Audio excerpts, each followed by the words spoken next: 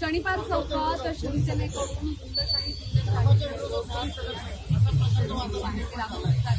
नेमकी काय भूमिका आहे?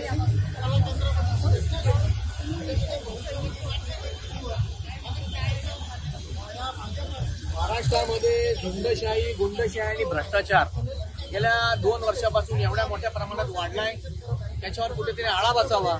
सर्वसामान्य माणसाच्या मनामध्ये जे काही आहे ते त्या ठिकाणी सही करून व्यक्त व्हावं.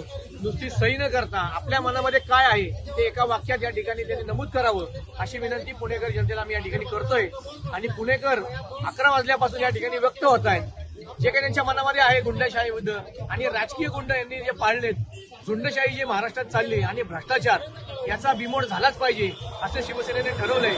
आज फक्त शनिवार चौकात आहे, पण पुढच्या 2 दिवसामध्ये संपूर्ण पुणे शहरामध्ये प्रत्येक प्रभागामध्ये हा कार्यक्रम होईल आणि नागरिकांना व्यक्त करण्यासाठी एक व्यासपीठ मिळेल.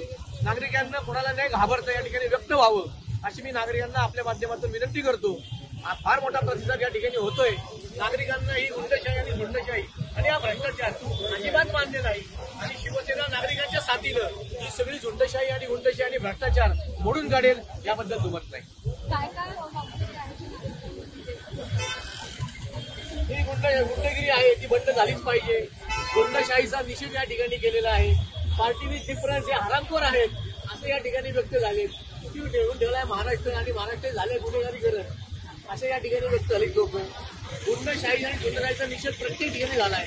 महाराष्ट्रातील किल्ल्या त्या किल्ल्यांनी काय वक्तव्य केलंय त्या वक्तव्याच्या माध्यमातून तो गोळीबार झालाय. चितावणीखोर वक्तव्य नितेश राणे यांनी या ठिकाणी केलं, त्यामुळे उल्हासनगरमध्ये जो पोलीस स्टेशनमध्ये गोळीबार झाला त्याचाही निषेध या ठिकाणी होतोय.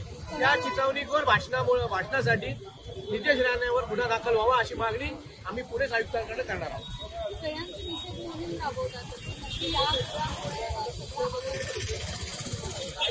सरकारपर्यंत तुमच्या माध्यमातून पोहोचेलच, परंतु जनतेच्या मनामध्ये काय आहे हे प्रत्येक माणसाला कळावं. सामान्य जनता हे बोलू शकत नाही, पण जे लोक अगदी बिनदिक्कतपणे येऊन आपलं म्हणणं मांडतात हे म्हणणं इतर सर्वसामान्य माणसापर्यंत पोहोचावं आणि त्यांनीही रस्त्यावर उतरून या गुंडशाहीचा, झुंडशाहीचा आणि भ्रष्टाचाराचा विरोध करावा असं आमचं या ठिकाणी म्हणणं आहे.